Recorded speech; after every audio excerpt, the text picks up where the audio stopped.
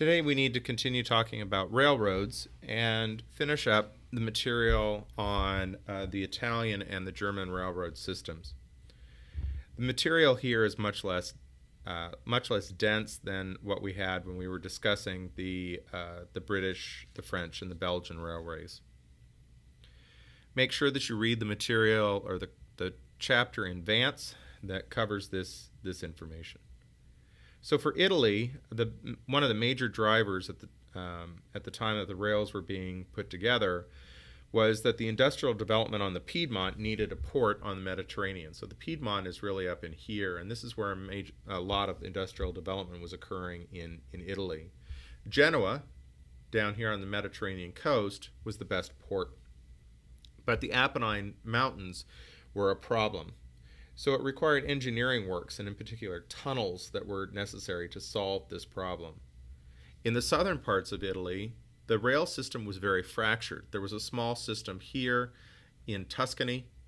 There was a very small system outside of Rome, or including Rome, and then there was also a fairly small system in Napoli. In the 1860s, Italy was a newly unified country that was badly in need of infrastructure.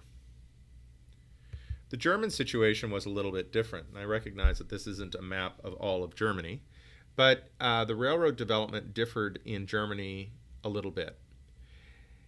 It was driven primarily by the militaristic objectives of the Prussian state.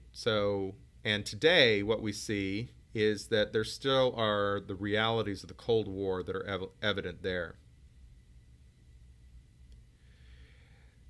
Rail lines were fairly cheap to develop in Germany, though, and the average cost of a line was up until about 1850 was less than £11,000 compared to England's 30 to 40,000 pounds for a mile of rail line.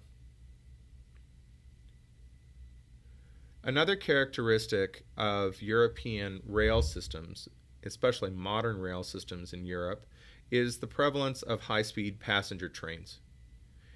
There are several of these high-speed passenger trains that are operating within Europe. In France, between Paris and Lyon, there's the TGV, which goes approximately 180 miles an hour. There's the X2000, which goes between Copenhagen and Stockholm. The AVE, which is in France between Madrid, Cordoba, and Seville. And the Eurostar, which is the high-speed train that links Paris to London and Brussels and utilizes the channel underneath the English Channel. So that concludes what I wanted to say about long-haul railroads. The next piece of information regarding transportation that I want you to make sure that you have some understanding of are subways. Again, there's a chapter to read. I think it's chapter 5 in the Vance book, and this is up on eCampus for you. Make sure you read through this. This provides a historical geography of the subway systems that were being developed in Europe. The first subway era was dominated by places like Paris and London, and it was completed before World War I.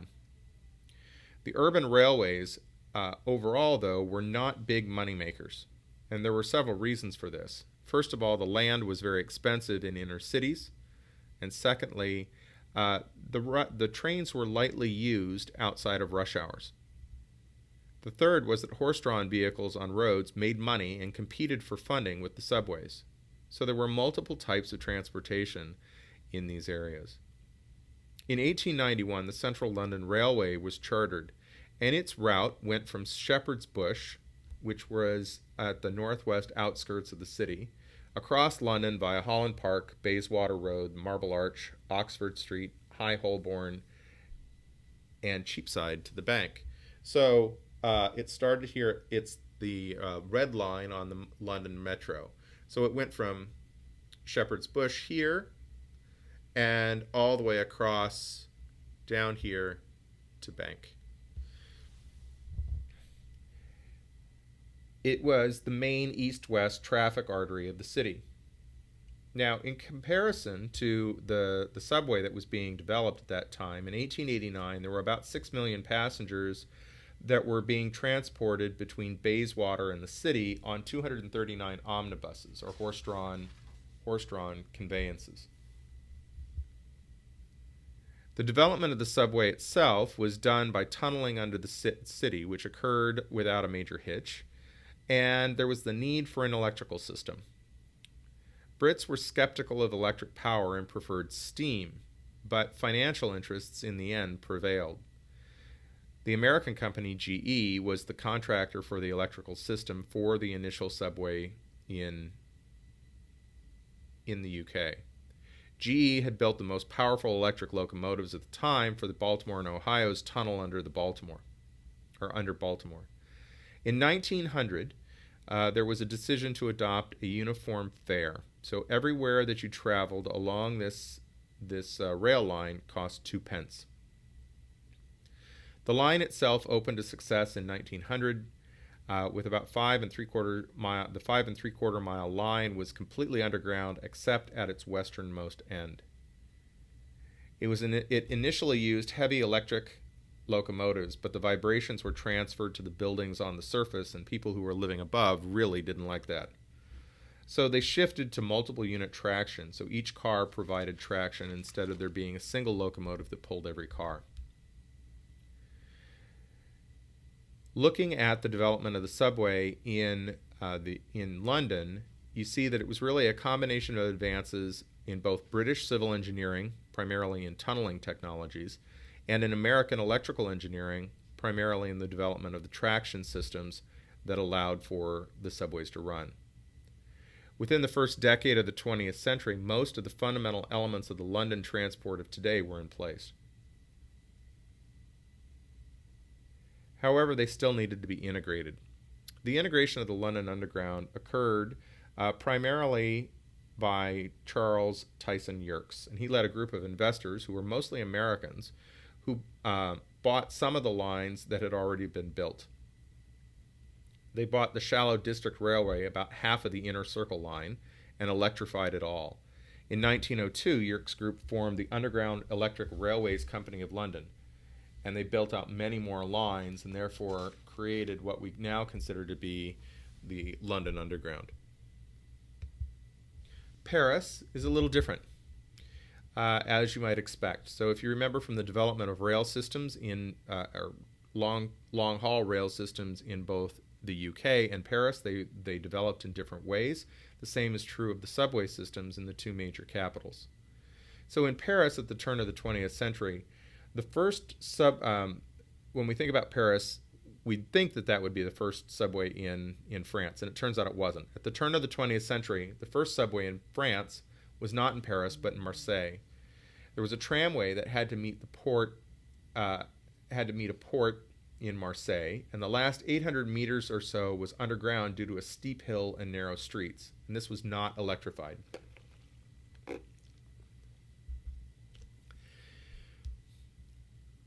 But going back to Paris, the enlargement of the Paris transit capacity occurred when in 1898 a plan was approved. And this particular policy stipulated that, first of all, the government would provide the infrastructure, and that, secondly, the concessionaire would furnish the stations, the rolling stock, and often even the track.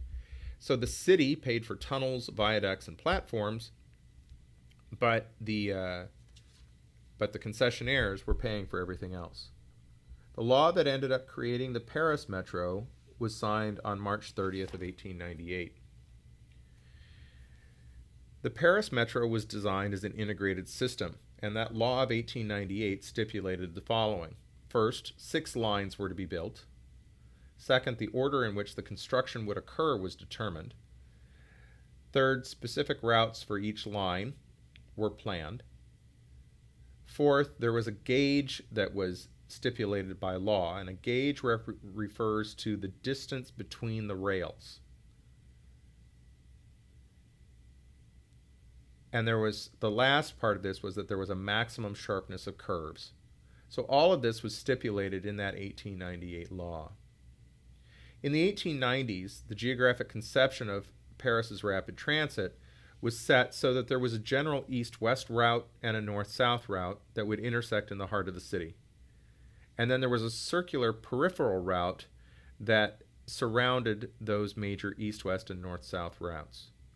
So the cross that was formed by the two north-south and east-west routes intersected with the circular route at 4 points in the area of the 19th century housing.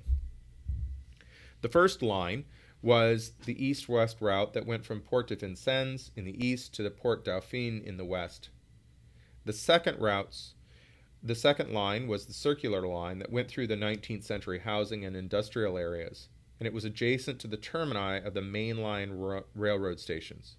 So if you remember, there are 6 of those main railroad stations that were established in Paris as the result of the building of the long-haul routes. The third line was a second east-west line. It was further north of the Seine than line 1, and it served the shopping areas along the Rue Lafayette and the Gare de Saint-Lazare and the Opera. Also, it served the financial district around the Bourse. The fourth line was another north-south line, and it was actually the last of the lines to be completed, and it was completed in 1910. It was the most difficult engineering feat of these lines, and that's because it passed beneath the Seine, and there were tunnels that were built under the Seine for this. The fifth line was also another north-south line. It went from the Gare de l'Est to the Palais des Telliers via the Rue de Strasbourg. The sixth line went from the Cour de Vincennes to Place des Telliers, and it ultimately extended all the way to Trocadero and l'Étoile. My French is not good. So the growth of Paris into suburbs during the 20th century created much longer transit times to the central city if the original lines were extended. So this was solved by creating a regional railroad. So the north-south and east-west routes were created to link the outer suburbs with the central city. And these lines were in a tunnel system of their own, much deeper than the original metro. And then there were express routes that were established on these to allow for few stops that lessened the travel time into the city. Make sure that you read the material on these subway systems in Vance's book that's available on eCampus. And what we'll do from here on in is move out of discussing transportation to starting to talk about economic geography.